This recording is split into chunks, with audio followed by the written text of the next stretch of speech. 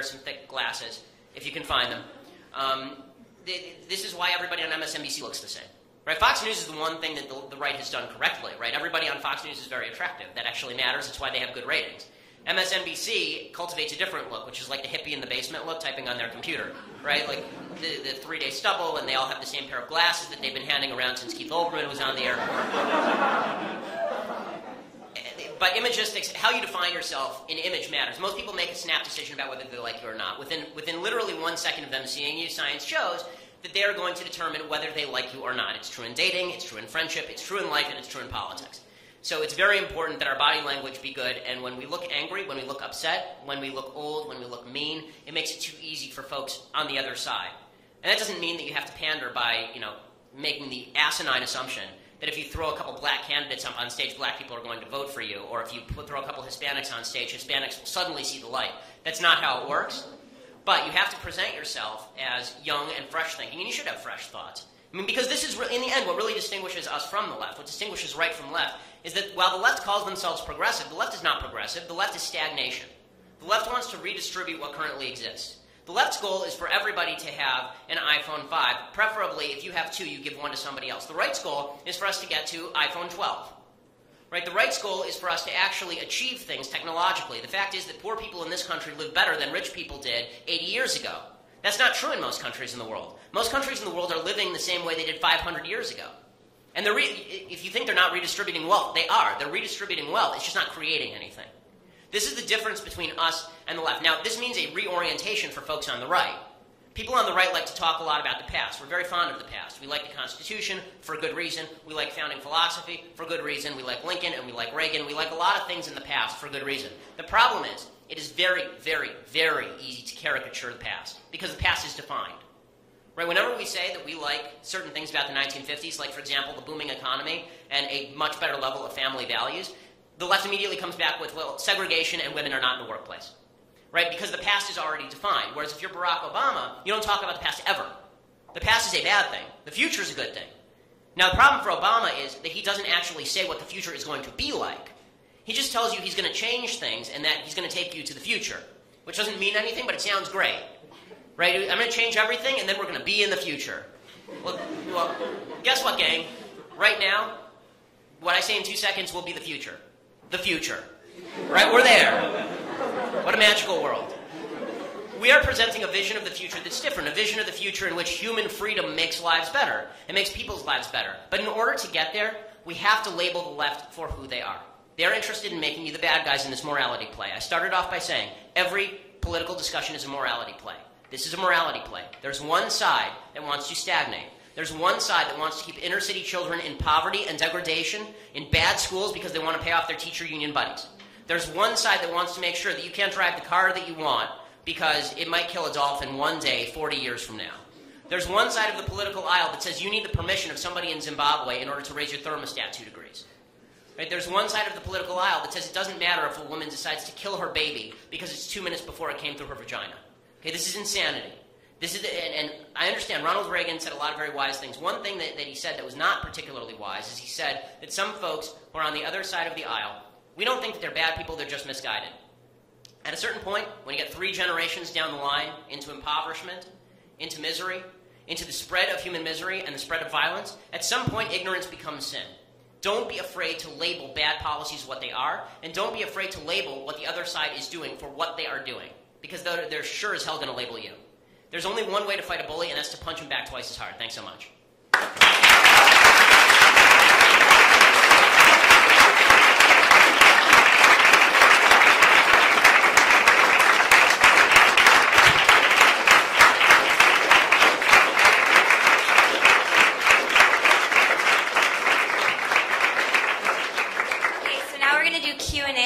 Two of my colleagues will come around with mics and just make sure you say your name and school and then ask your question. In the meantime, I'll sing.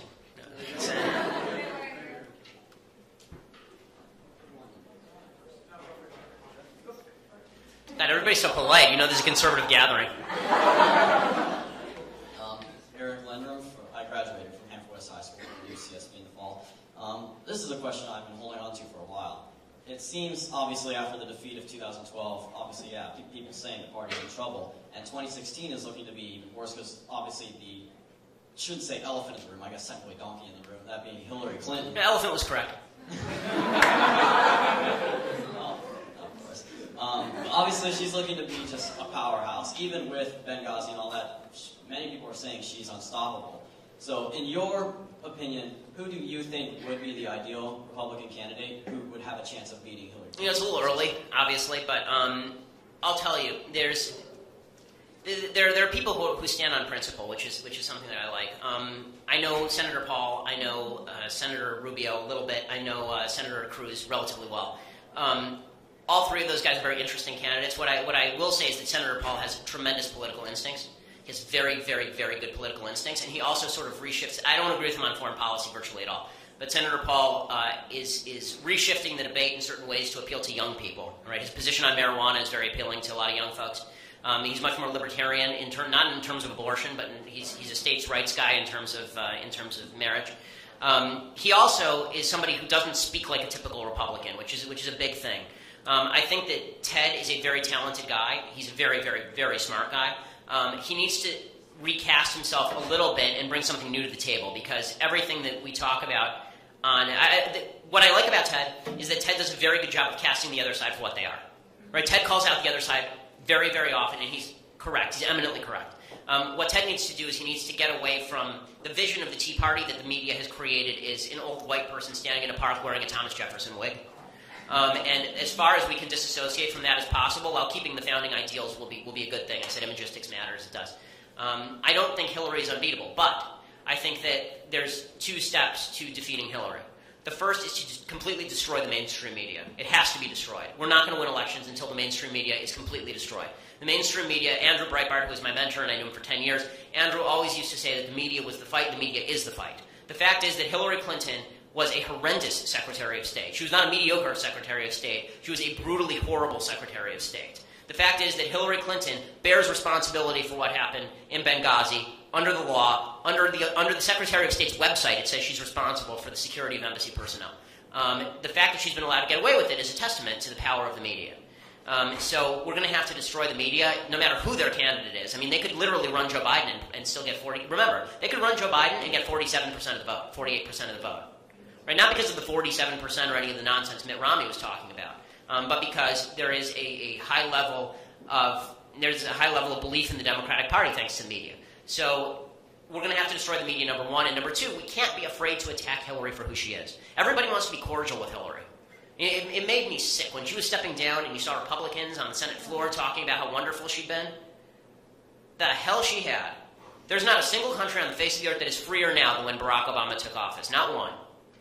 And the entire Middle East has now descended into a Muslim Brotherhood pit. So, we're going to have to go after her in pretty harsh terms. This is what the left does to us. I mean, Mitt Romney had been defined as a rich, white, horrible guy. I mean, Mitt Romney was maybe the most honorable man ever to run for president, by the way. I mean, forget his policies. Forget whether he was a good candidate. In terms of pure personal honorableness, Mitt Romney was at the top of the list. He was as clean a candidate as you're ever going to find. They were able to demonize him anyway. So we can't be afraid to do the same thing, especially when the person who's running is actually a demon with the Wicked Witch of the West music playing in the background every time she walks on stage.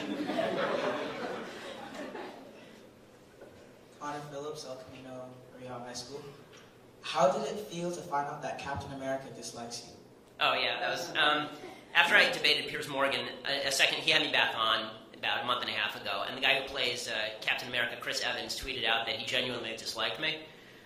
To which I responded, I don't dislike you. I mean, I think we can all agree that Fantastic Four was a terrible movie and still like each other.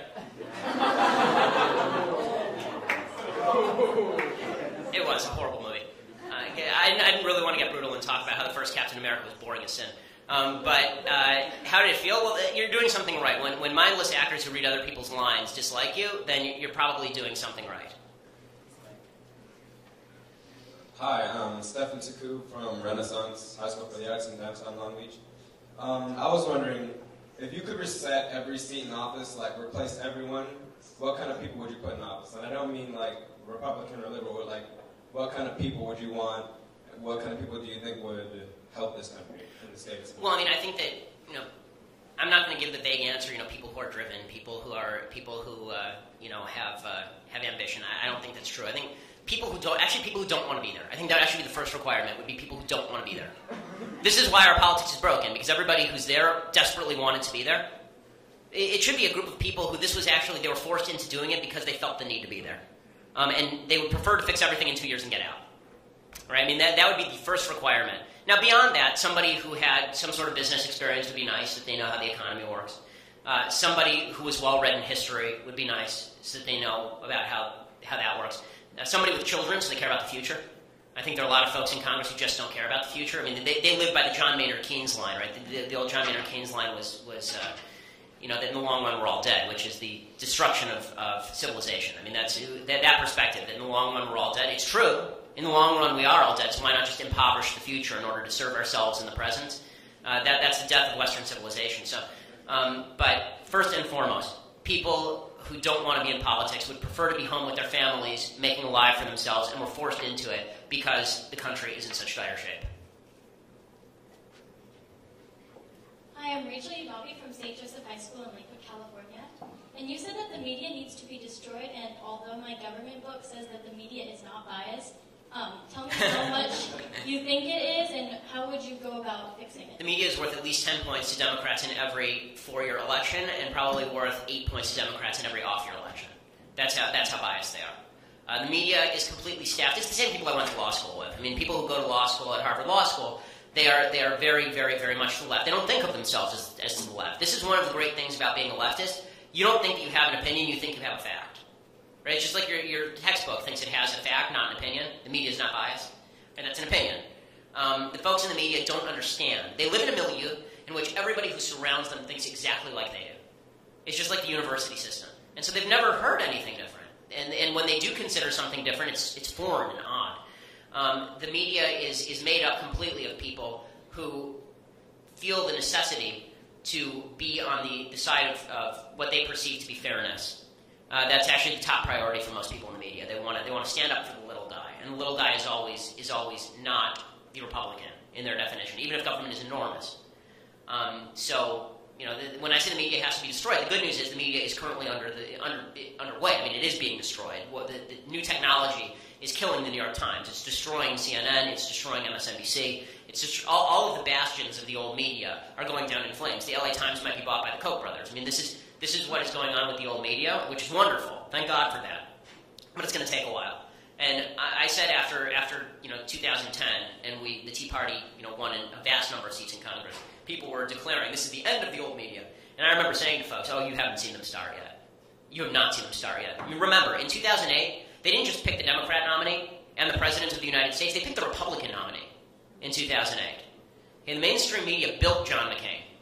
The mainstream media, I mean, truly, they actually built Mitt Romney. Mitt Romney was the most moderate candidate in the field. So the mainstream media has an enormous amount of power. They will continue to wield an enormous amount of power, but they can only wield it, this is the nice thing, they can only wield it if we let them wield it. Whether it's through boycotts, which in the LA Times has fallen off largely because of boycotts. But beyond that, if we can take out the media by not allowing them to hide behind the facade of objectivity. I'm telling you, when I did that to Piers, Eric Wemple of the Washington Post, who is a leftist, was ripping Piers, ripping him, because it was humiliating to them. Piers said during the show, there was one point during that segment in which Piers said, "Well, I'm not a leftist." I said, "That's a lie. Of course you're a leftist." And he didn't have a comeback to that because, of course, he is a leftist. If one person got on with George Stephanopoulos and started off by saying to George Stephanopoulos, "George, thank you so much for having me on the program. I appreciate the access to your audience. Before we start, let's get one thing straight. I'm a conservative, you're a liberal. You were in the Clinton war room and you used the Obama talking points in order to push a liberal agenda," George Stephanopoulos would be finished. There's no comeback to that. What's he going to claim, that he's objective when he was in the Clinton war room? It's like claiming that Karl Rove would be objective. I mean, it really is. It's the direct equivalent. He was the Karl Rove of the Clinton administration. So, the only thing that allows the media to get away with it is people like John McCain and like Lindsey Graham and like all of these people who take advantage of the collective action problem to get on TV and get exposure because no other Republican will go on. And you do see that. People won't go on because they say, "Well, why would I go on with George Stephanopoulos? He's just going to shellac me." So he would much prefer to have on John McCain, who's going to treat him like he's a normal questioner. So they can't do it without our permission, and we don't have to give our permission. Hi, I'm Jacob Shalkovich. I go to West Ranch High School. Where do you recommend we get our information from if we can't trust the media? Not to plug my own website here, or our own website, Breitbart.com is a good place to go. Drudge does a very good job of collating the news. I think that multiple sources of information are good. I don't think that you have to completely cease reading CNN.com, but I would recommend that not be your only source for information. What I always say when I speak, especially to conservative high school students, is if you have a choice between going to a conservative college and going to a liberal college, if you know that you're a conservative and you really have your values set, go to a liberal college. You'll learn more. You'll go there and you'll learn how they think. And then you'll go home and you'll read about it, and you'll really get good at this. I mean, the way that I became good at arguing these sorts of things is because I spent lots of time arguing these sorts of things at UCLA and Harvard. The same thing is true of the media. You should know what they're saying. I read the Huffington Post every morning. Egregious as it is, I read the Huffington Post every morning. I read the New York Times. And we should. We should read all of their sources because they're surely not reading ours, so that gives us an advantage.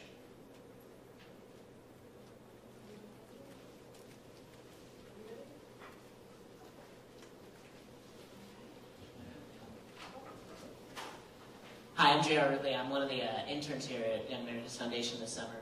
I'm wondering, as a conservative Jew in the community, what are some of the biggest challenges you face not being part of the Christian right, as it's kind of, as a term's kind of coined by the media? Well, the truth is that I think that's a variation of the question, why are Jews liberal? But the truth is that in terms of not being part of the Christian right, that's never been a hardship for me. The Christian right has always been very kind to me. They've always been kind to Dennis Prager, they've always been kind to Michael Medved, and they've always been kind to a huge number of Jews in the movement. The truth is that it is the liberal Jewish community that is much more intolerant to both Orthodox Jews and conservative Jews than the conservative right. One of the great lies of modern politics is that it's the right that's anti-Semitic. It's not. It's the left. There's way more anti-Semitism on the left than there is on the right. That's why the left is anti-Israel. That's why Barack Obama is very anti-Israel. The reason that so many Jews vote liberal is because most Jews don't practice Judaism. And there's two types of Judaism. There's ethnic Judaism, like you're born Jewish, which is true. If your mom is Jewish, you're born Jewish. And then there's practicing Judaism, the set of values and standards that actually is expressed in the Torah and the Mishnah, the oral Torah that was given at Mount Sinai. That standard is not a liberal standard, and this is why Orthodox Jews vote by huge percentages Republican. My synagogue is probably 75-25, probably maybe higher, maybe 80-20 Republican. That's true for most of the Orthodox community, but most Jews are not. Most Jews call themselves Jews in public so that they don't have to be identified as white people, because white people are bad. Right? Most Jews, especially Jews who are living in Hollywood, they want to be part of the minority because you get special status for being part of a minority, and because it's culturally cool to like bagels and lox and matzo ball soup. But they have less relationship to Judaism than most conservative Christians do, is the truth.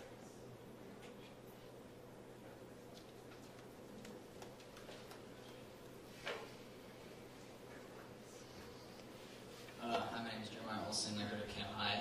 How long has the media been towards the left? Have they ever done anything for the right at all? Yes. Well, the truth is that if you look at the history of the media, the landscape of the media really began to shape of the modern media began to shape during FDR. Before FDR, there were really partisan papers on both sides. For example, the Chicago Tribune, which is now a vastly left paper. The Chicago Tribune was owned by a guy named Robert McCormick, and Robert McCormick was a right-winger. Robert McCormick, when they did the Democratic National Convention in Chicago in '32, his headline was "Reds Meet in Chicago." Right, so there was a time when the media was more evenly. If you go back to the founding, there was no such thing as an objective journalist. There were just people slinging mud at each other. I prefer that. That's more honest. Like at Breitbart, we don't make any pretense about the fact that we're conservative. CNN lies about the fact that they're liberal. The constituency of the mainstream media really began to change during FDR when the administration worked very much hand in glove with most of the major media moguls in order to push a certain agenda. FDR was about as close as we've come, well, except for maybe Woodrow Wilson. He's about as close as we've come to legitimate fascism as we've had in the United States. Which is not to say that he's a fascist or even supremely close to a fascist, but if you look at how fascist economics worked, he was applying them, the kind of corporatist policy. And if you look at his relations with the media, they were very top-down. And he was, it was FDR who interned 100,000 Japanese people. So that's about as close as we've come in the United States to top-down control. We're still living in the vestiges of that. Right? Edward R. Murrow was a leftist, but everybody considers him a wonderful journalist. Walter Cronkite was a wild leftist, but everybody considers him an objective journalist. I remember I was at the RNC this year, and Sam Donaldson was hanging around. Sam Donaldson used to be the guy who bugged Ronald Reagan a lot. And Sam Donaldson portrayed himself as an objective journalist. Now he does an opinion shtick on ABC Radio. And I went up to him and his eyebrows, and I said to him, Sam, and now you do this opinion stuff. These are the same opinions that you held, presumably, when you were reporting for ABC News so many years ago. And he said, yeah. And I said, well, why did you lie and call yourself an objective journalist? And he said, you think you're better than me? I said, well, yeah, because I'm not a liar. And that's been the way that the media has been able to get away with it, is that nobody says that to them. Not to their face. In fact, the only person who did say that to their face was Newt Gingrich during the debates, and that was his best moment. Right? Newt has more skeletons in his closet than the entire cast of Pirates of the Caribbean. But what Newt did better than anybody is he took on the mainstream media when they were asking stupid questions. I mean, it was like Greg Popovich dealing with the press. He was not willing to accept the premise of their stupid questions. Connor Phillips again. What do you consider one of the most blatant and repulsive liberal twistings of the news that have happened recently? Oh boy, well, what day is it? Well, on immigration, it was very obvious what was going to happen immediately. I mean, I called this back in January. Once you know that the left is looking to demonize and not actually form policy that's good for Americans, it's very obvious to predict what they're doing. Right? On immigration, they're going to demonize. So what does that mean? What does Barack Obama actually want? He's got a win-win. If he gets his immigration reform bill passed, and he has been behind it according to reports from Politico, if he gets his immigration bill passed, he gets 11 million new voters. If he doesn't get his immigration bill passed, then he gets to point at Republicans and call them mean and nasty. And Republicans are just stupid enough that they went along with this plan. Right? That's a twisting of the news. Sequestration was a wonderful twisting of the news. When Barack Obama flanked himself with the village people behind him and said, every member of the village people, the firefighters and the teachers and the first responders and the construction workers and the American Indian, they were all going to be fired if sequestration went forward. On gun control, when President Obama flanked himself with a bunch of 7-year-olds and acted as though we all want those 7-year-olds to get shot in the head if we don't agree with him on gun control, which is exactly what he's doing. That's the reason he has them there. It's the reason he has pathetic little White House videos of 7-year-olds reading letters to the president. If we're going to have 7-year-olds define our policy, then I assure you public education will not last long. It's the manipulation of the news is absolutely constant. It's very difficult to figure out one area in which it's worse than any other. I think that probably the worst of the worst is what they've done on gay marriage. Portraying people who are religious as anti-gay as opposed to just preservers of traditional marriage is probably the worst perversion because it's slanderous. It really is.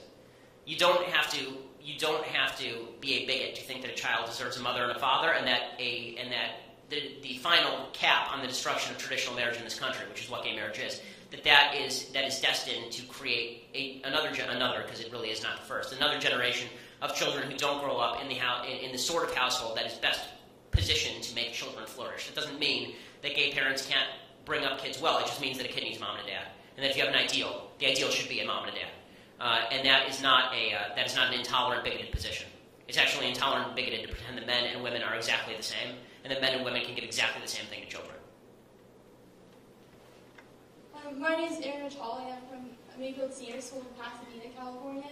And I was wondering how you suggest arguing with teachers who discredit organizations like Fox News and deem them unreliable.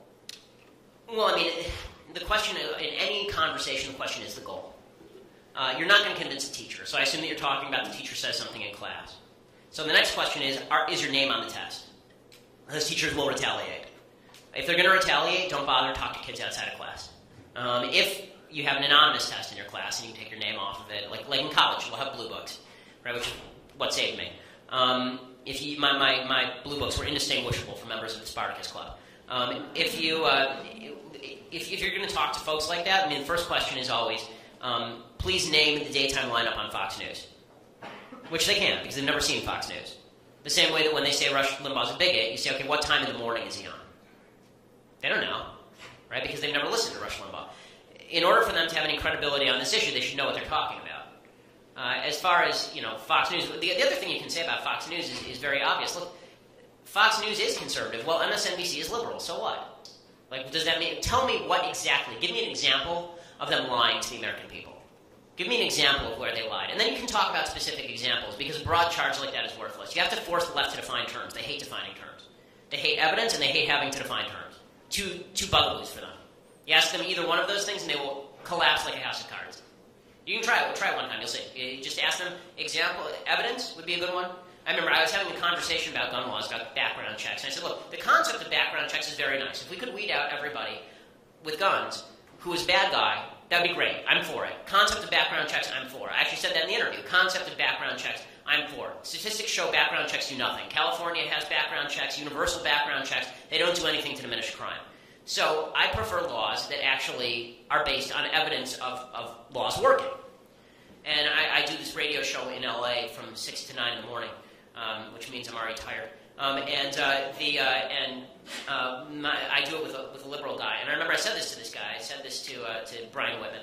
And I said, Brian, I would prefer that laws be based on evidence. And he said, why? And I said, because laws that are not based on evidence don't work. And he said, well, how do you know? And this is how liberals think. Liberals think in the best of all possible worlds, here's how everything would work out. Well, ideas are nice in theory, but unless you have some evidence to back it up, sit down and shut up. Hello, my name is Constantino, and I just graduated high school a week ago, and I'm going to attend Emory University in the fall. And in our English class, we were shown an extremely feminist video displaying the Fox News as one of the main news sources that displays, I guess, anti-feminist views. Right, because all the women are attractive. Yeah, exactly, pretty much. So what are your thoughts on, I guess, feminism in general and everything like that? Well, feminism, the original point of feminism was a good point, which was a lot of men acted like pigs. Right? That's true. The problem is the solution of feminism was, okay, let's have women act like pigs also. As opposed to, let's hold men to a higher standard, which is really what should have happened. They destroyed the very institutions that benefit women the most. Who's benefited from feminism the most is men. Men have benefited enormously. We have to work less. Listen, if I can get my wife is in medical school at UCLA. I promise you, I'm going to take a sabbatical the minute she starts working. Feminism, women in the workplace is a wonderful thing. My mom was a working woman. My dad was actually home with the kids. Feminism was very good about getting women into the workplace. What feminism was very bad about was the idea you have to destroy all traditional values in order to get women into the workplace. That's a lie. It's not true at all. The greatest institution in the history of mankind for women is monogamous marriage. It is the greatest institution in the history of mankind. Before that, women were they were members of harems, and they were victims of sexism on a routine basis. Marriage, anybody who's married, you guys aren't married yet, marriage is about equality. That's what a marriage is about. It's not about, the feminists have this idea of marriage that it's a patriarchal institution in which the man bosses the wife around. If that's the case, my wife certainly hasn't heard about it.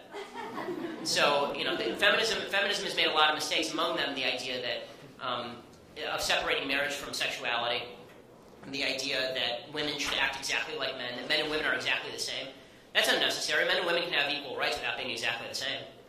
But the Sex and the City version of femininity is really quite repulsive and has led many young women to damage their lives because they buy into the idea that they can have sex with as many people as promiscuous men would, and it will have no impact on them. Men and women are very different. They treat sex very differently. For men, there's only one question. Well, there are two questions: when and where, right? And women generally like to ask the question who. Well, Sex and the City says that women should not even bother asking the question who. They should just treat it like men treat it. And that's devastating because men and women are not built the same. They don't treat sex the same. They don't treat relationships the same. Women civilize men. That's what women do. It's one of the things women do. And men are supposed to provide for women. That doesn't mean that women can't provide also. They should provide also. It's great. I've insisted to my wife. I promise you, right now she's studying for boards, and every other day I'm hearing about how she wants to quit med school. And I tell her, God forbid something should happen to me. I want to make sure that you can provide for yourself. I think it's very important that women get an education and be able to are independent. I think women's independence is a phenomenal thing. That was the good news about feminism. The bad news about feminism is that they felt they had to destroy the superstructure on which all of Western civilization is built in order to get women